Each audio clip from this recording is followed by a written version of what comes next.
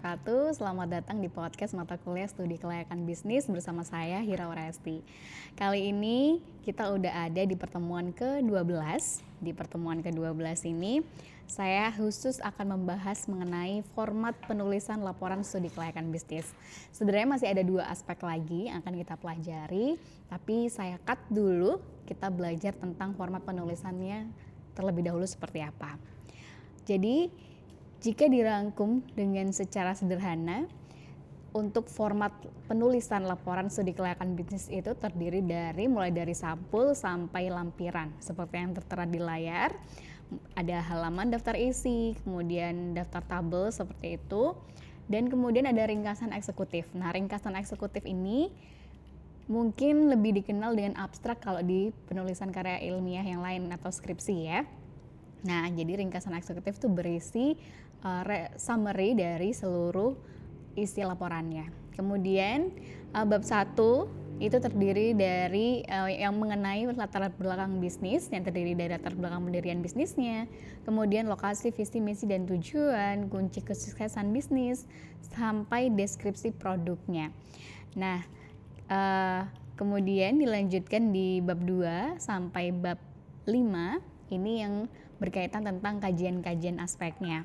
Nah, sebenarnya ada banyak sekali aspek yang sudah kita pelajari, tapi idealnya kita itu mengkaji 4 aspek ini, aspek pasar, teknis, manajemen, dan keuangan ini minimal. Tapi boleh kita mengkaji aspek-aspek yang lain. Kalau misalkan kita mau mengkaji aspek yang lain, berarti kita bisa menambah seperti kajian aspek legalitas, kemudian ada juga aspek ekonomi dan sosial, dan juga aspek lingkungan hidup. Jadi tinggal ditambah kajian-kajian yang lain. Kemudian jangan lupa ada kesimpulan dan rekomendasi, dan daftar pustaka serta lampiran. Oke. Kita lebih rinci lagi masuk ke masing-masing kajian aspeknya. Misalnya di sini ada aspek pasar dan pemasaran. Biasanya analisis yang digunakan itu adalah analisis potensi pasar, analisis persaingan, market share, dan juga strategi pemasaran untuk mencapai market share-nya itu seperti apa. Dan untuk di kajian aspek teknis biasanya ada analisis lokasi bisnis, kemudian luas produksi, layout pabrik, analisis kesiapan teknologi, dan kesimpulannya di setiap aspek itu apa. Nah, ini adalah analisis-analisis yang biasa digunakan dalam mengkaji sebuah aspek. Ini saya kutip dari bukunya ini siapa tuh namanya? Bukunya Deddy Purwana dan Nurdin Hidayat ya, yang judulnya Studi Kelayakan Bisnis. Jadi ini adalah format penulisan yang saya kutip dari penulis itu. Nah, untuk kajian-kajian aspek lain bisa dilihat di bukunya, itu udah lengkap banget, mulai dari aspek legalitas sampai aspek lingkungan hidup. Namun di sini yang saya kasih contoh hanya 4 aspeknya saja, karena ini juga yang akan menjadi bekal untuk mahasiswa menulis laporan studi kelayakan bisnis yang akan dikumpulkan pada saat UAS nanti. Nah, di setiap aspek di sini si Deddy Purwana menuliskan ada acuan pertanyaan.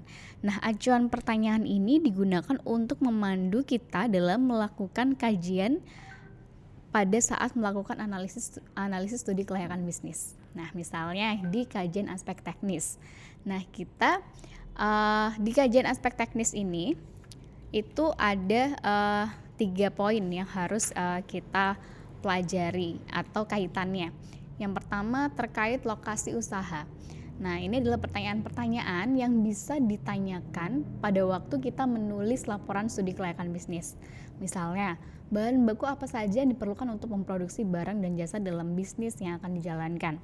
Misalnya lagi, bagaimana ketersediaan tenaga kerjanya, atau bagaimana sikap atau karakteristik masyarakat. Nah, ini adalah acuan-acuan pertanyaan yang berhubungan dengan aspek teknis khususnya terkait lokasi usaha. Nah, bisa dibaca sendiri, ada nomor 1 sampai nomor 22. Nah, dari masing-masing pertanyaan ini kalau bisa dijawab semua dan dimasukkan ke dalam laporan itu sangat bagus sekali. Kemudian yang terkait dengan peralatan, mesin, dan teknologi produksi. Ini masih masuk di dalam kajian aspek teknis. Ada 14 pertanyaan di sini yang bisa digunakan. Misalnya, siapa saja pemasok mesin, peralatan, dan teknologi yang akan digunakan. Nah, ini semua pertanyaan-pertanyaan ini harus masuk di dalam analisis kajian aspek teknis. Nah, kemudian Yang ketiga, ini masih di kajian aspek teknis, yaitu terkait tentang penentuan layout produksi. Nah, seperti bagaimana alur kerja, proses produksinya, kemudian berapa banyak orang yang harus ada di kantornya, atau bahan apa aja yang diperlukan untuk di office. Nah, ini harus juga dijelaskan di laporan studi kelayakan bisnis. Nah, ini adalah kajian aspek teknis. Kita lanjut ke aspek berikutnya, yaitu aspek pasar dan pemasaran. Nah, ada banyak sekali acuan pertanyaan yang bisa digunakan, misalnya yang terkait dengan potensi pasar. Pertanyaan yang pertama ini harus sekali dijawab, siapa saja konsumen yang akan membeli produk. Nah, ini harus wajib dijawab ya. Kemudian, berapa produk yang dihasilkan pesaing dalam setiap periode? Wah, siapa pesaing yang ada dalam industri? Nah, pertanyaan-pertanyaan ini akan membantu kita untuk memandu hal-hal apa saja yang berkaitan tentang potensi pasar tersebut. Masih dalam kajian aspek pasar dan pemasaran. Nah, sekarang yang terkait strategi pemasaran. Ada 12 pertanyaan di sini. Misalkan yang pertama, segmen calon konsumen mana yang diharapkan ya membeli produk yang dijual.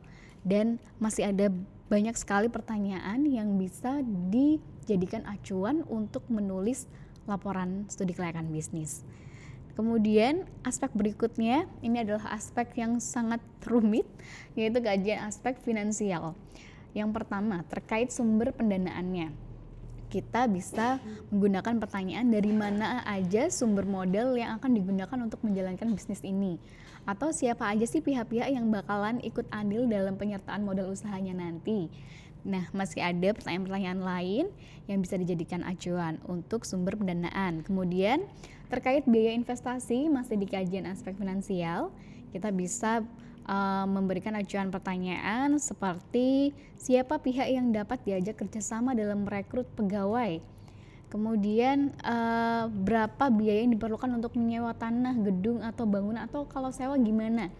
Nah, ini yang terkait dengan biaya investasi adalah pertanyaan-pertanyaan yang bisa dijadikan acuan untuk menyusun analisis pada kajian aspek finansial.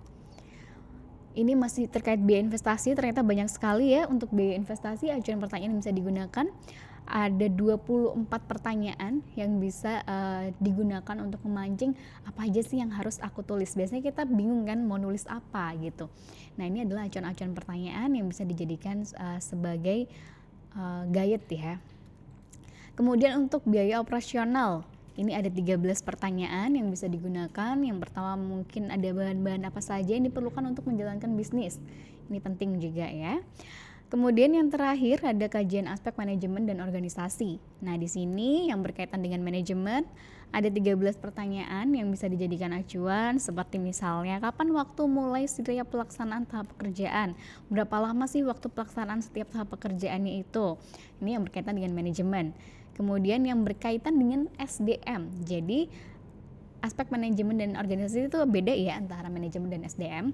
Nah, di sini ada 13 pertanyaan juga yang bisa digunakan, seperti berapa jam waktu kerja dalam satu hari, kemudian berapa hari kerja dalam satu tahunnya, kemudian alur kerjanya dalam perusahaan seperti apa. Nah, masih ada pertanyaan-pertanyaan lain yang bisa dikepoin untuk dijadikan acuan sebagai penulisan laporan studi kelayakan bisnis nanti.